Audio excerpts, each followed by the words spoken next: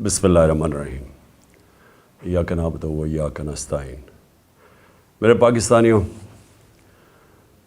میں جو آپ سے بات کرنا چاہتا ہوں آج، سب سے پہلے میں اس قوم کو یاد کرانا چاہتا ہوں کہ یہ کسی مقصد کے لیے پاکستان بنا تھا، کیونکہ ہم پہلی جنریشنز تھے جو اس ملک میں بڑے ہوئے۔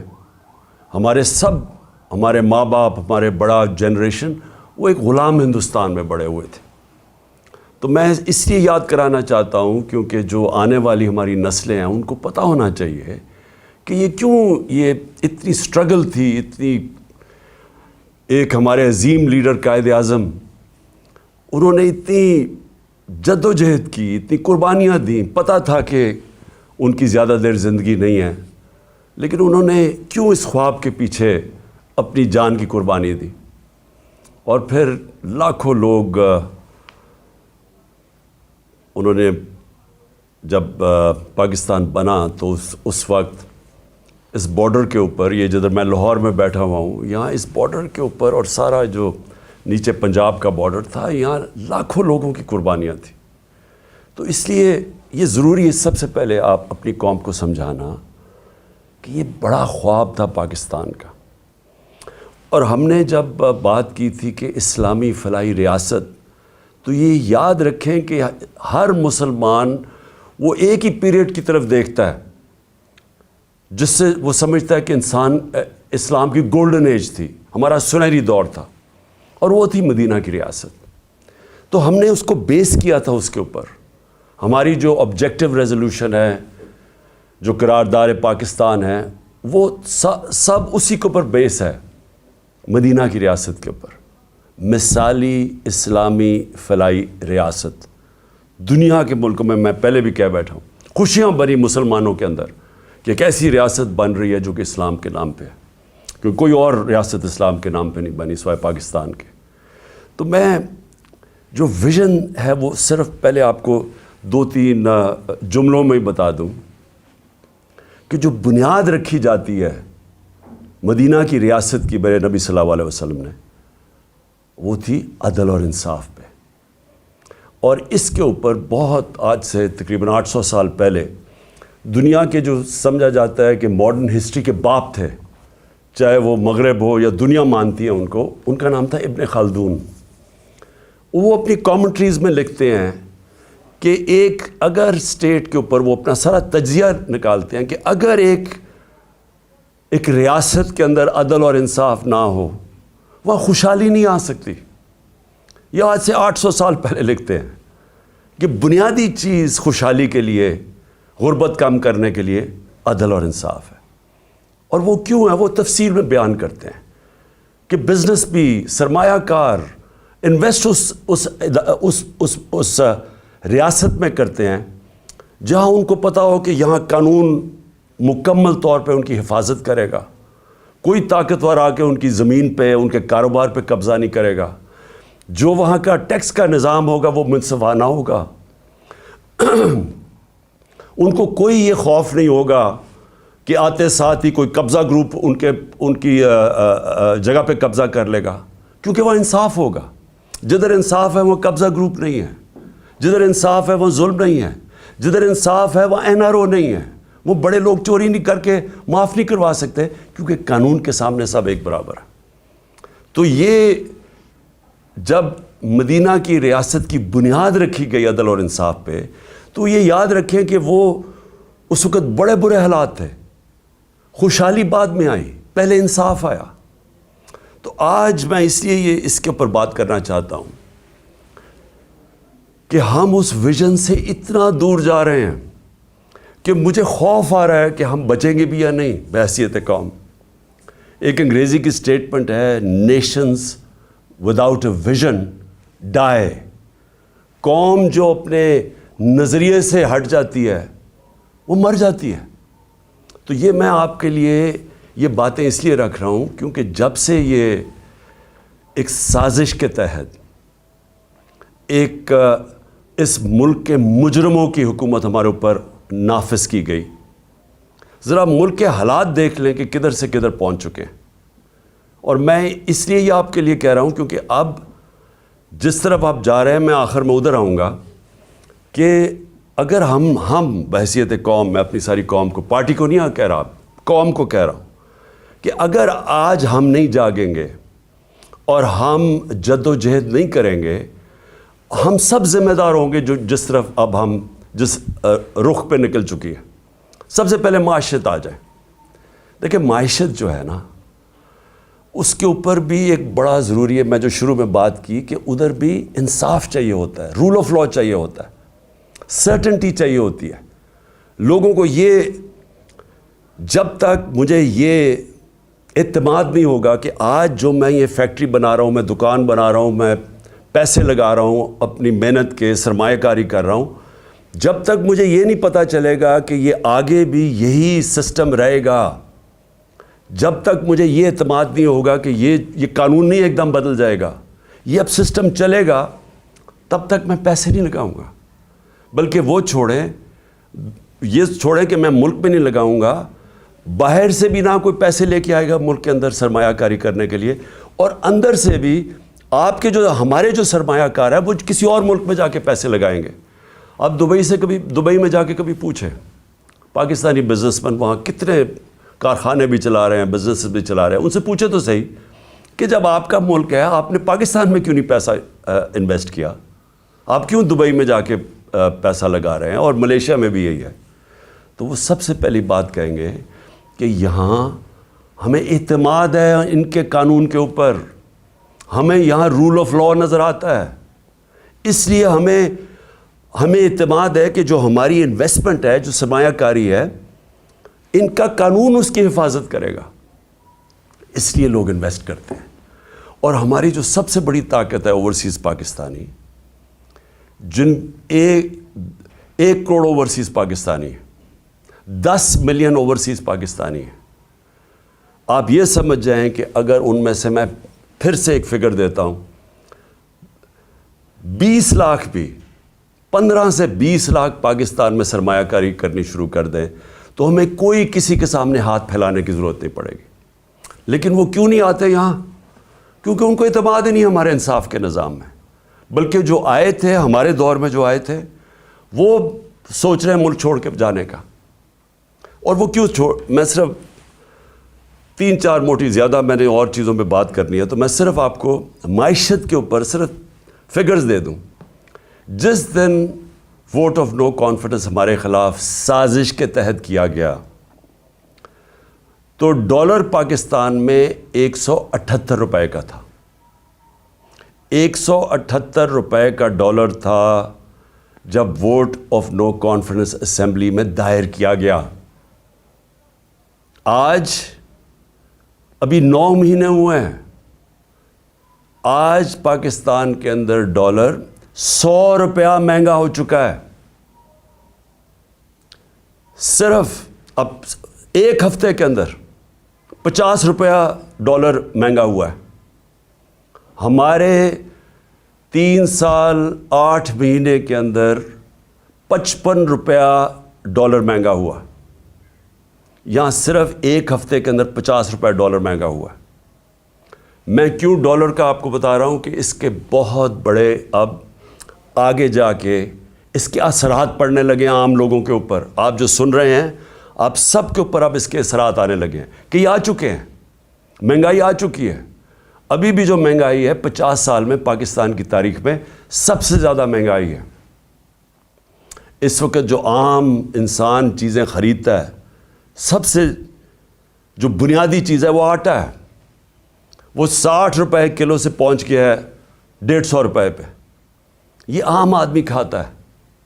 اس کے علاوہ گھی کدھر سے کدھر گیا ہے، اور جو لوگ بجلی استعمال کرتے ہیں، گیس کرتے ہیں، یہ سب مہنگی ہوئیں اور مزید اور مہنگی ہونے جا رہی ہیں۔ جیسے جیسے روپیہ گرے گا، جو چیز ہم باہر سے خریدتے ہیں، جس میں جدھر بھی امپورٹ شامل ہے، وہ سب مہنگی ہوتی جا رہی ہیں اور ہوں گی آگے جا کے۔ تو اس کے ابھی پورے اثرات آئے نہیں ہیں، آنے والے ہیں۔ تو یہ کیسے کون سی قیامت آئی تھی کہ پاکستان کے اندر اس طرح کی معیشت ڈوبنے کے اوپر کھڑی ہے؟ کیا ہوا ہے؟ تیل کا ہی کہتے ہیں نا اصل تو اثر. ہم تیل امپورٹ کرتے ہیں, تیل جب مہنگا ہوتا ہے, بجلی مہنگی, اس کا سارا اثر پڑ جاتا ہے ٹرانسپورٹ پہ, ہر چیز پہ, اور جب وہ ہر انسان کو افیکٹ کرتی ہے. تو تیل پھر سے میں بتا دوں کہ ہمارے دور میں $110 سے $115 بیرل پہ گیا تھا. آج پہلے کوئی $75 پہ چلا گیا تھا, نیچے گر کے اب کوئی $85 کے اوپر تیل ہے بیرل. تو کس وجہ سے یہ ایک دم یہ جو طوفان آ گیا مہنگائی کا, اور ہر چیز مہنگی اور روپے پہ پریشر. آج پاکستان کے ریزروز ادھر پہنچ گئے ہیں جدھر ہم نے جب ایٹمی دھماکہ کیا تھا تو اس سے بھی نیچے پہنچ گئے ہیں. تو جو ریزروز, اگر آپ اس کا مطلب یہ کہ جب آپ کے ریزروز گرتے ہیں تو روپے پہ پریشر پڑ رہا ہے, اور جب ریزروز گرتے ہیں اس سے بھی خوفناک چیز جو ہم سب کو, ہم سارے پاکستانیوں کو تشویش ہوگی سن کے کہ ہماری سیکیورٹی پہ اس کا افیکٹ جاتا ہے. ہندوستان کے ریزروز کچھ پتہ نہیں $550 ارب ہیں, $550 ارب ہیں, ہمارے $3 ارب سے بھی نیچے گر گئے ہیں. تو کہاں $550 ارب اور کہاں $3 سے نیچے گرنے کا. صرف آپ کو اگر کبھی آپ کو دل کے اوپر اگر تکلیف پہنچانی ہے تو ہندوستان کی چینلز دیکھیں آج کل وہ کس طرح پاکستان کا نام لے رہی ہیں کہ یہ صرف 9 مہینے کے اندر ملک کدھر سے کدھر پہنچ گیا. اب میں جو یہ امپورٹڈ گورنمنٹ کے imported finance minister Ishaq Dar, پہلے تو انہوں نے بڑی بڑکیں ماری کہ 200 سے میں نیچے ڈالر کروں گا. پھر IMF کو انہوں نے دھمکیاں دی, پھر موڈیز جو ریٹنگ ایجنسیز ہے اس کو دھمکیاں دی, اور آج اپنے گھٹنے ٹیک لیے ہیں, اور آج کہہ رہے ہیں کہ جی کرتا تو سب کچھ اللہ ہے, اس کی مرضی کے بغیر تو کچھ نہیں ہوتا, لیکن اللہ نے بھی کوئی کنڈیشنز لگائی ہوئی ہیں کہ میں تب تمہاری مدد کرتا ہوں تب تم یہ چیزیں کرو. اور اس کے بعد خیرات کے اوپر آ گئے ہیں کہ خیراتی اداروں کو کہیں گے کہ وہ آ کے مدد کریں پاکستان کی.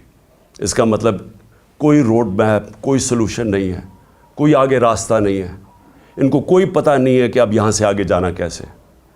اور میں آپ کو پیشن گوئی کرتا ہوں کہ یہ اور یہ جو امپورٹڈ سارے لوگ مسلط کیے گئے ہیں یہ بھاگنے کی بھی تیاری کر رہے ہوں گے. ان کا اسٹیٹ پاکستان میں نہیں ہے. اسحاق ڈار کے اور ان کے بچوں کی ذرا پراپرٹیز دیکھیں اور ان کے پیسے باہر کتنے پڑے ہیں. ان کا جو ماسٹر ہے نواز شریف, اس کی ذرا رہن سہن لنڈن میں دیکھیں کتنا ہے.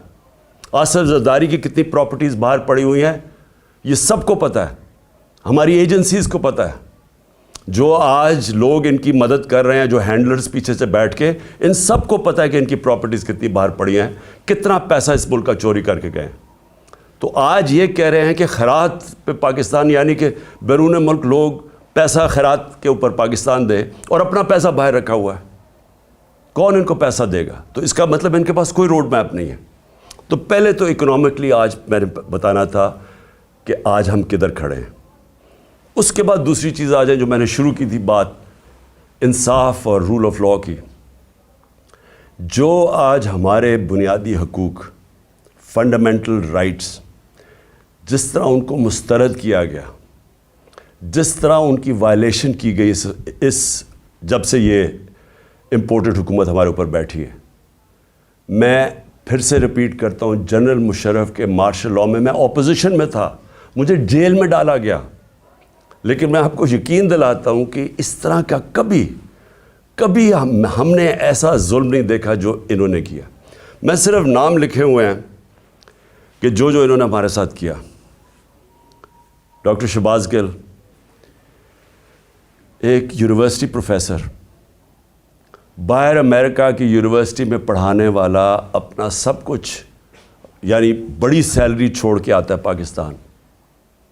اس کو ننگا کر کے جو تشدد کیا گیا, الٹا لٹکایا گیا, یعنی اس نے جرم کیا کیا تھا؟ کوئی ہمیں بتائے جرم کیا کیا تھا اس نے. اور مجھے افسوس سے کہنا پڑتا ہے کہ ہمارے انصاف کے نظام نے اس کے فنڈامنٹل رائٹس کی حفاظت نہیں کی. اس کے اوپر مزید اور کیسز کر دیے گئے. کبھی وہ کراچی جا رہا ہے تو کبھی بلوچستان میں کیسز کر رہے ہیں. تو کوئی یعنی کدھر گئے ہمارے فنڈامنٹل رائٹس؟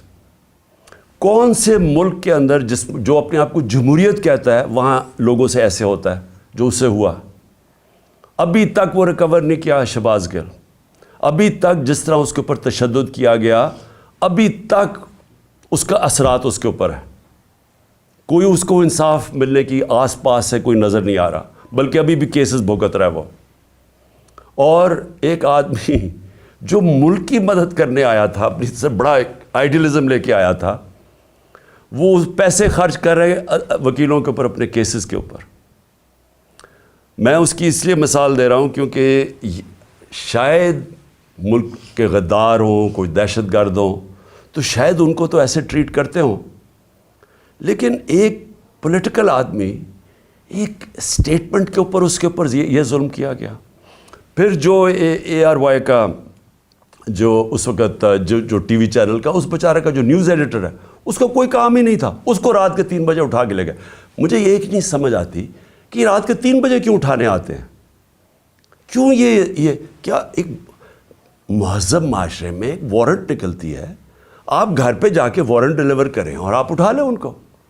لیکن صبح کے 3 بجے جا کے سارے گھر میں اندر دروازے توڑ کے اندر گھس جاتے ہیں, وہاں جا کے ان کی عورتیں ہیں, بچے ہیں, ان کے سامنے یہ ظلم کر رہے ہیں. یہ جو اے آر وائی کے جو نیوز ایڈیٹر, ان کے بچوں کے اوپر ابھی تک اثر رہا ہے کہ جو انہوں نے اس طرح کیا. 25 مئی کو جو انہوں نے ہمارے ساتھ کیا, 25 مئی کو لوگوں کے گھروں میں گھسے, 3 بجے تک رات کے لوگوں کے گھروں میں گئے, وہاں اسی طرح دروازے توڑ کے گئے. ایک جو میجر صاحب تھے, ان کے گھر میں جب دروازہ توڑ کے گئے تو انہوں نے گولی چلائی. کسی کو کیا پتا کہ ڈاکو آ گیا, کون آ گیا رات کو, تو وہ بیچارہ سپاہی بیچارہ ایسے مارا گیا بیچ میں. ذمہ داری ان کی تھی جنہوں نے آرڈر کیا, اور اس کو اٹھا کے لے گئے, اور اس کو پھر اس کے اوپر تشدد کیا. اس کے بیٹا, اس کا کوئی قصور ہی نہیں تھا. وہ کہہ رہے ہیں میجر صاحب کہ میں نے گولی چلائی ہے. اس کے بیٹے کو لے گئے, اور اس جو بیٹے کے اوپر تشدد کیا, کتنے مہینے رکھ کے, کدھر گئے فنڈامنٹل رائٹس. اور اس کے بعد اعظم سواتی سینیٹر, باہر پیسے اس نے جا کے پیٹرول پمپ کے اوپر امریکہ میں کام جھاڑو دے کے اپنی بزنس بنائی, پیسہ بنایا, اور وہی آئیڈیلزم لے کے وہ پیسہ سب اپنا پاکستان بھی لے, پاکستان بھی آ گئے, سینیٹر بن گئے. ایک ٹویٹ کے اوپر, اور ٹویٹ اتنی سچی ٹویٹ ہے کہ باجوہ کو کہہ رہے ہیں کہ آپ نے NRO2 دیا, ساری قوم کہتی ہے اس نے دیا, اس میں تو کوئی شک نہیں ہے. اس کے اوپر جو تشدد کیا گیا, بچوں کے پوتے اور پوتیوں کے سامنے صبح کے 3 بجے گھس کے اس کو پہلے مارا, پھر حوالے کیا گیا نامعلوم افراد کے جن کا نام بھی انہوں نے لیا ہے, اور ان کو اس کے اوپر ننگا کر کے پھر تشدد کیا. پھر ایک گندی ویڈیو بنا کے بیوی کو گھر دے دی, بیوی اور بیٹی کو. یعنی یہ کون سی بنانا ریپبلک میں, کدھر گئے فنڈامنٹل رائٹس. پھر آگے آ جائیں, فواد چودھری پھر صبح کے 3-4 بجے پہنچ گئے گھر, ادھر سے پھر اٹھایا, ہتھکڑیاں لگائیں, اوپر کپڑا, یعنی یہ کوئی دہشت گرد تھا کیا تھا. اس کو پھر پھرایا چاروں طرف, اور جو اس سے کیا, چھوٹی بیٹیاں وہ ٹراماٹائزڈ, بیٹیوں کے اوپر اثرات ابھی تک. پھر شندانہ گلزار, کیا اس نے شندانہ نے کیا کہ اس کو دہشت گرد بنا دیا. یہ جمہوریت ہے, آپ اگر کوئی بیان دیتا ہے اس کو مسترد کر دیں. یہ کیسے ہو گیا کہ اس کے بیان کے اوپر اس کو دہشت گرد بنا دیا, اس کے اوپر کیس کر دیا دہشت گردی کا. پھر شیخ رشید کو پہلے, اور فواد چودھری کو ہائی کورٹ 4 دفعہ ہائی کورٹ نے آئی جی کو کہا کہ میرے سامنے فواد کو لے کے آؤ. آئی جی نے کوئی پرواہ نہیں کی, کہیں اور سے آرڈر مل رہے تھے, کوئی فکر نہیں کی انہوں نے. اور پھر شیخ رشید بیل دے دیتی ہے عدالت, اسلام آباد ہائی کورٹ, اور کیسز ڈال کے اس کے اوپر کیسز پہ کیسز بنائی جا رہے ہیں, اور اس کو رکھا ہوا ہے. ایک کتنی دفعہ شیخ رشید منسٹر بن چکے ہیں, عمر ان کی 75 سال ہے, رات کو ہتھکڑیاں باندھ کے ان کو کمرے میں رکھا ہے, ان کے اوپر کپڑا ڈالا رکھا ہے. یعنی یہ میں اپنے انصاف کے نظام کو آج پوچھ رہا ہوں, کدھر گئے ہمارے فنڈامنٹل رائٹس.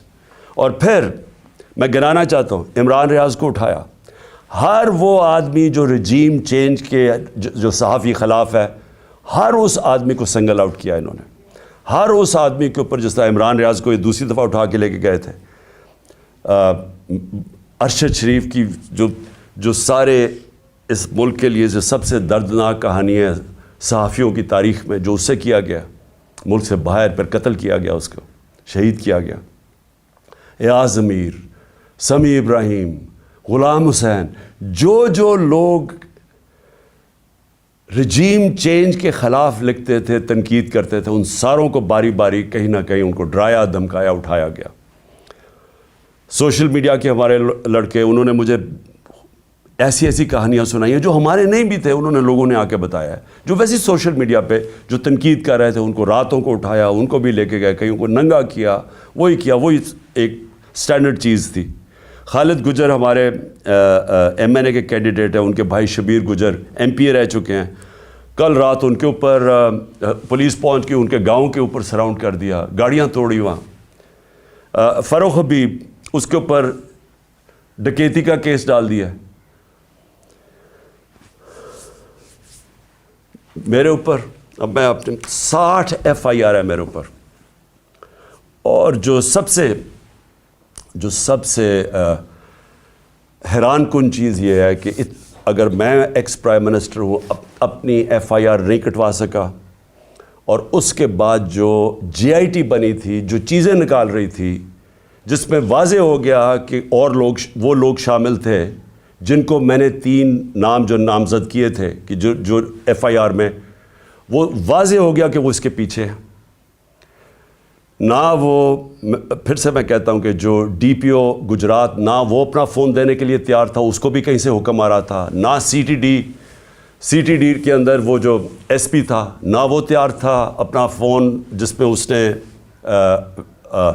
وہ جو دوسری ویڈیو بنائی تھی، وہ جو شوٹر تھا نوید یا ندیم، نہ انہوں نے دیا، نہ انہوں نے کوآپریٹ کیا. لیکن جو رپورٹ درج کروائی گئی عدالت نے، جے آئی ٹی نے عدالت میں جو رپورٹ درج کروائی، اس کے اندر یہ چیز واضح ہو گئی کہ 3 شوٹر تھے، ایک نہیں تھا، تو دینی انتہا پسند کا سارا ختم ہو گیا کیس.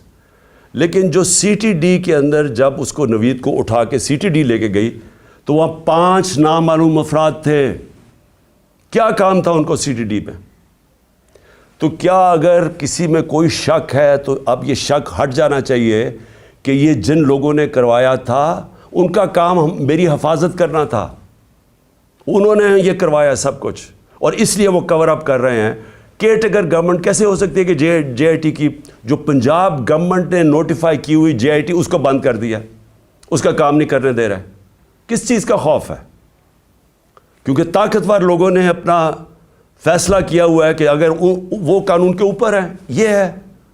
اور پھر میں واپس جاتا ہوں کہ یہ سارے جو میں نے آپ کو کیسز اس لیے بتا رہا ہوں کہ یہاں رول آف لاء نہیں ہے، یا انصاف ختم کر دیا ہے، یا جنگل کے قانون کی طرف نکل گیا پاکستان. اور کوئی ملک جدھر انصاف اور رول آف لاء نہیں ہے، وہاں خوشحالی نہیں آ سکتی. یہ ہم اندھیرے کی طرف لے کے جا رہے ہیں. اور یہ مزید جتنی یہ اور کوششیں کر رہے ہیں، جتنا ہمیں ڈرانے دھمکانے کی، یہ صرف ثابت کر رہے ہیں کہ اس ملک میں مائٹ از رائٹ ہے، جس کی لاٹھی اس کی بھینس، کہ کوئی انصاف نہیں ہے کمزور کو. یہ ثابت کر رہے ہیں کہ یہ جو لوگ اوپر بٹھائے ہوئے ہیں ہمارے، ان کا صرف مقصد یہ ایک ہے کہ کسی نہ کسی طرح اپوزیشن کو ڈرا دھمکا کے ختم کرو، تاکہ یہ ختم ہو جائے. تو پھر وہ جو میں جس کا نام 12th مین بھی رکھا ہوا ہے، وہ لڑنے سے بھاگا آئے. جب وہ سمجھ جائے کہ اب گراؤنڈ تیار ہو گئی ہے، تو تب وہ آ کے الیکشن جیت کے تو کہے جی دیکھیں بہت بڑا مارکا مارا. یہ صرف گیم پلان ہے. لیکن جو تیسرا میرا پوائنٹ ہے کہ جو پولیٹیکل اس وقت جو ہمارے ملک میں پولیٹیکل انسرٹنٹی ہے، جس کی وجہ سے کبھی بھی معیشت ہماری کبھی بھی وہ استحکام اس میں نہیں آ سکتا جب تک آپ پولیٹیکل سٹیبلٹی نہ لے کے آئیں. تو ہم نے جب فیصلہ کیا، میں نے فیصلہ کیا کہ ہم اپنی 2 گورنمنٹس کو ڈیزالو کرتے ہیں، پختونخوا اور پنجاب کو، تو اس کے پیچھے اپنا ملک کا سوچ رہا تھا. کہ میں نے سوچا کہ اگر ہم، آئین کہتا ہے کہ جیسی آپ اپنی گورنمنٹ ڈیزالو کرتے ہیں جو گورنر ہے اس نے 90 دن کے اندر الیکشن کی ڈیٹ دینی ہے. یہ پاکستان کا آئین ہے. میں نے وہ آئین سوچ کے اپنی گورنمنٹس کو ڈیزالو کیا تھا, اور مجھے تب لوگ کہتے گئے ہمارے کہ یہ نہیں کریں گے, کہ یہ جو طاقتور لوگ ہیں یہ نہیں ہونے دیں گے. اور انہوں نے پوری پہلے کوشش کی کہ کسی نہ کسی طرح ہمیں پنجاب میں کانفیڈنس ووٹ نہ ملے, پھر کہ ہم ڈیزالو نہ کر سکے تھے, ڈرایا دھمکایا, یہاں آ کے بیٹھ گئے وہ طاقتور ہینڈلرز, اور انہوں نے پوری کوشش کی. لیکن اللہ ایک پلان اوپر والے کا بھی ہوتا ہے نا, وہ کامیاب ہو گیا. ہمیں 186 ووٹ مل کے, اور ہم نے اپنی گورنمنٹ, جب کانفیڈنس مل گیا ووٹ, ہم نے اپنی گورنمنٹ ڈیزالو کر دی. اب یہ سارا ملک اب تماشا دیکھ رہا ہے کہ ابھی تک 18 دن ہو گئے ہیں, دونوں گورنرز نے ڈیٹ نہیں دی الیکشن کی, اور یہ جیسے ہی 90 دن ختم ہوں گے تو ساری قوم سمجھ جائے کہ اس کے بعد یہ آرٹیکل 6 لگے گا ہر کوئی جو گورنمنٹ میں بیٹھا ہوگا, کیونکہ وہ بالکل جو بھی گورنمنٹس ہوں گے ایلیگل ہو جائیں گی, وہ آئین کے خلاف ہو جائے گی. اور جو بھی یہ کوشش کر رہا ہے کہ کسی طرح اس کو آگے کھینچا جائے, اور وہ ہمیں پتہ ہے کون کوشش کر رہے ہیں. ایک تو یہ جو امپورٹڈ ڈاکو بیٹھے ہوئے ہیں ہمارے اوپر, یہ خوف زدہ الیکشن سے, ان کو پتہ ہے کہ الیکشن میں یہ جیت نہیں سکتے, اور انہوں نے تیاری کی ہوئی تھی کہ جتنا ٹائم گزرتا رہے گا اس کے اندر یہی حربے استعمال کر کے ہمیں کمزور کرتے جائیں گے, FIRs کاٹتے جائیں گے. عمران خان کی جیل کی پلان کیا ہوا ہے کہ اس کو جیل میں ڈالیں گے, اور پھر ہمارے جو سینئر لوگ ہیں ان کو اسی طرح ہراساں کرتے جائیں گے, جو بولنے والا ہوگا اس کا منہ بند کرنے کی کوشش کریں گے. تو یہ ان کا پلان تھا کہ یہ آہستہ آہستہ جب بالکل ہم کمزور ہو جائیں گے تو تب پھر یہ الیکشن کی کوئی ڈیٹ دیں گے. لیکن ہم نے یہ جو اپنی گورنمنٹ ڈیزالو کر کے اب سارا پاکستان آج پاکستان کی عدلیہ کی طرف دیکھ رہا ہے, اور میں یہ امید رکھتا ہوں کہ ہماری عدلیہ آئین کے ساتھ کھڑی ہوگی, کیونکہ اگر یہ 90 دن سے اوپر جاتا ہے تو یہ پاکستان کے آئین نہیں, پاکستان کے رول آف لاء نہیں, یہ ساری پاکستان کی جمہوریت اس وقت ختم ہو جاتی ہے. اس کا مطلب جمہوریت نہیں ہے یہاں, کیونکہ جمہوریت تو چلتی ہے آئین کے اوپر. تو لہٰذا یہ اب سارا قوم تماشا دیکھ رہی ہے کہ کیا 90 دن میں الیکشن ہوگا یا نہیں ہوگا. میں ابھی آپ کو کہہ رہا ہوں کہ یہ جو امپورٹڈ حکومت ہے یہ اتنی خوفزدہ الیکشن سے, کیونکہ انہوں نے پوری کوشش کی سب کو ملا کے, جو 16 جولائی کو الیکشن ہوئے تھے بائی الیکشنز پنجاب میں, اس کے باوجود ہار گئے. پھر اس کے بعد ساری جماعتیں ایک ٹکٹ پہ لڑی, پھر ہار گئی, وہ جو اگلا اکتوبر میں الیکشن ہوا تھا. تو یہ ڈرے ہوئے ہیں الیکشن سے, تو یہ الیکشن سے ڈرے ہوئے ہیں, ملک تباہی کی طرف لے کے جا رہے ہیں. روڈ میپ ہے کوئی نہیں, کوئی چیز کنٹرول میں ان کے نہیں ہے, صرف اور صرف اس ڈر سے کہ الیکشن نہ ہار جائیں. ان کو کوئی فکر نہیں ہے کہ ملک برباد ہو جائے, کیونکہ ان کے پیسے باہر پڑے ہوئے ہیں, ان کا پاکستان میں سٹیک ہی کوئی نہیں ہے. انہوں نے پھر سے میں کہہ رہا ہوں یہ پھر باہر بھاگیں گے. لیکن اس جو ملک میں رہنے والے لوگ ہیں ان سب کو تو سوچنا چاہیے نا کہ ہم کدھر جا رہے ہیں, اور ان کو فکر کرنی چاہیے, ہم سب کو فکر کرنی چاہیے کہ اگر یہ ملک نہیں ہے تو ہم نہیں ہیں. اور اگر جس طرح معیشت تباہ ہوتی جا رہی ہے تو سب سے پہلے تو ہماری ساورنٹی جا رہی ہے, آزادی ہماری جائے گی, اور جو ہم پہلے سے کہہ بیٹھے ہیں. تو میں آخر میں میں ختم کرنے سے پہلے میں یہ جو دہشت گردی ہوئی, دہشت گردی کو بھی پوری کوشش کی گئی کہ کسی نہ کسی طرح اس سے سیاسی فائدہ اٹھایا جائے. میں یہ شہباز شریف کے سامنے رکھنا چاہتا ہوں, کیونکہ شہباز شریف کو کوئی یا تو یاداشت ختم ہو گئی ہے یا پریشر میں آ کے ان کو چیزیں نہیں یاد, تو انہوں نے کہا جی کے پی نے پیسہ نہیں خرچ کیا یا کچھ نہیں کیا یا کے پی ذمہ دار ہے. میں صرف آپ کو بتانا چاہتا ہوں کہ پختونخوا میں 2013 میں جب ہماری حکومت آئی تھی تو تقریباً 700 پولیس والوں نے شہادتیں دے چکے تھے. پولیس ڈیمورلائز تھی, پولیس کے حالات برے تھے اس وقت, کیونکہ پولیس اپنے آپ کو ڈیفینڈ کر رہی تھی, لوگوں کو کیسے ڈیفینڈ کرتی. اور سب سے زیادہ جو قربانی دی وہ پختونخوا اور اب جو قبائلی علاقہ اس کا حصہ بن گیا ہے, قبائلی علاقے کے لوگوں میں سب سے زیادہ قربانی, اور اس کے بعد پختونخوا کے لوگوں نے سب سے زیادہ وار آن ٹیرر میں قربانی دی تھی. اس لیے کل وہ اتنی تعداد میں نکلے ہیں امن مارچ میں، کیونکہ ان کو خوف ہے کہ پھر سے آپریشن شروع ہوا تو پھر جس وقت آپریشن ہوگا تو اس میں بے قصور شہری مارے جاتے ہیں جس طرح پہلے وہ مارے گئے تھے. تو اس لیے ان کو خوف آ رہا ہے کہ کسی طرح یہ امن ہو وہاں، یہ پھر سے آپریشنز نہ شروع ہو جائیں.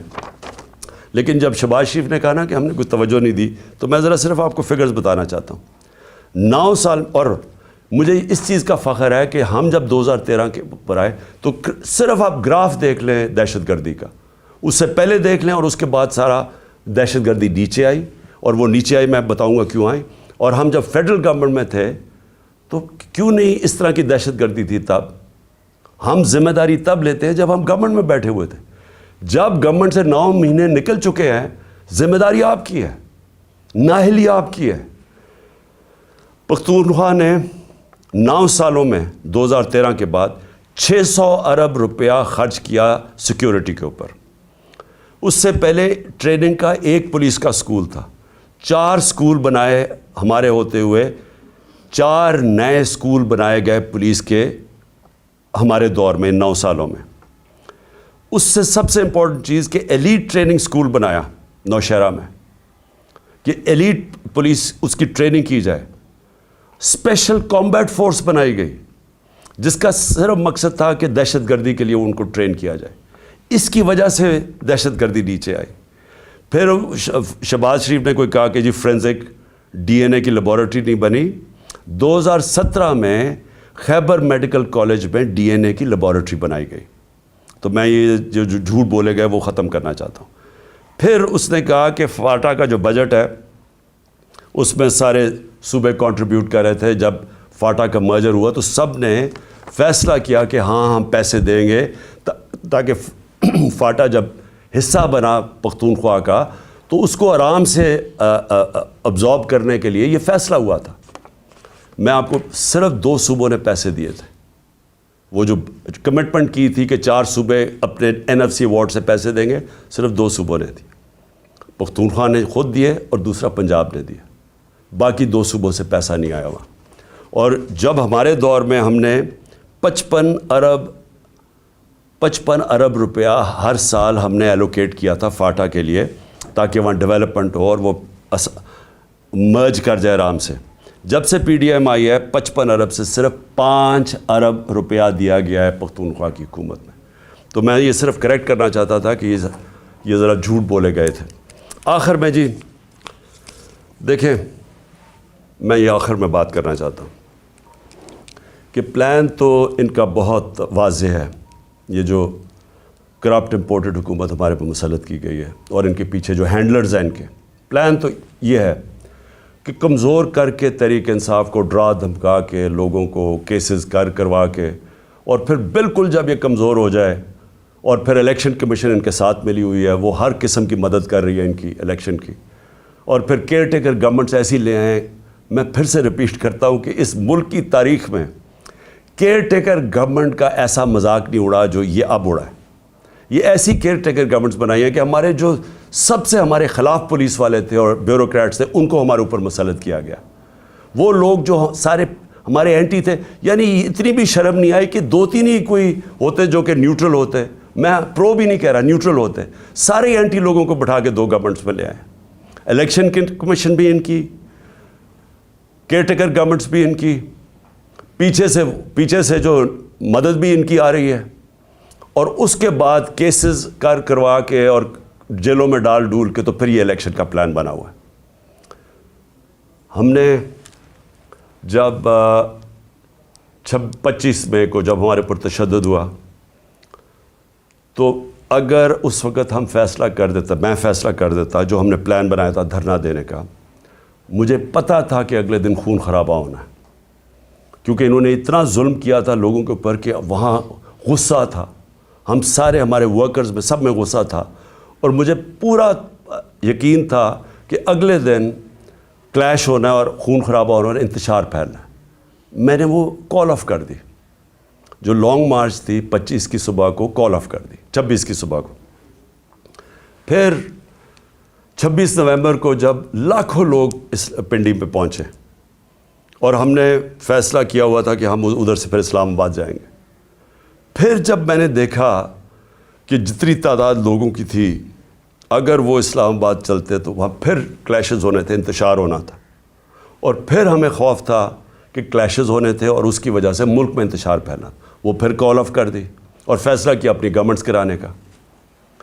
اب ہمارے پاس دو راستے ہیں. جو یہ کر رہے ہیں ملک گیر, ہم سٹرائکس, پہیا جام, ڈیمونسٹریشنز, یہ راستہ ہے. یہ بھی ویسے جمہوریت کا راستہ ہے, لیکن معیشت کا اتنا برا حال ہے کہ اگر ہم اس راستے پہ نکل گئے تو مزید اور نیچے جائے گا.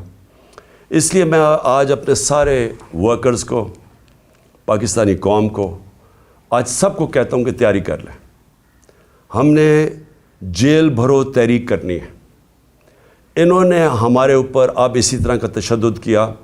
ساری میں اپنے نوجوانوں کو, قوم کو, لوگوں کو تیار کر رہا ہوں کہ اگر یہ سمجھ رہے ہیں کہ اس طرح کا تشدد کرتے رہیں گے اور چپ کر کے بیٹھے رہیں گے تو ہم بہتر یہ ہے کہ بجائے ہم توڑ پھوڑ کریں اور سڑکوں پہ نکلیں, جو ہماری پارٹی تیار ہوئی ہے اس وقت, ہم سارے تیاری کریں جیل بھرو تحریک کی, اور ہم انشاءاللہ پاکستان کے سارے جیلوں بھر دیں گے تاکہ ان کا شوق پورا ہو جیلوں کا, کہ اگر یہ سمجھ رہے ہیں کہ ہمیں اس سے خوف زدہ کر دیں گے اور ہم کسی طرح چپ کر کے پیچھے ہٹ جائیں گے اور اجازت دے دیں گے ان چوروں کو پھر سے اپنے اوپر مسلط کرنے کے لیے, تو یہ ہم ان کا شوق پورا کر دیتے ہیں. تو ساری پارٹی کو اور میں اپنی قوم کو آج کہنا چاہتا ہوں کہ وقت آ گیا ہے, ہم تیاری کریں. میں کال دوں گا, آپ سب تیاری کریں جیل بھرو تحریک کی, اور جیسے میں آپ کو سگنل کروں گا تو سارے ہمارے لوگ نکلیں گے اور ہم اپنی جا کے گرفتاریاں دیں گے, تاکہ ایک ہی دفعہ ان کو پتہ چل جائے کہ قوم کھڑی کدھر ہے.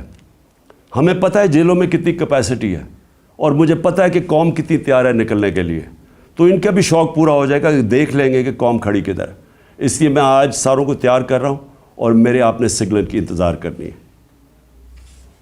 پاکستان پائندہ باد.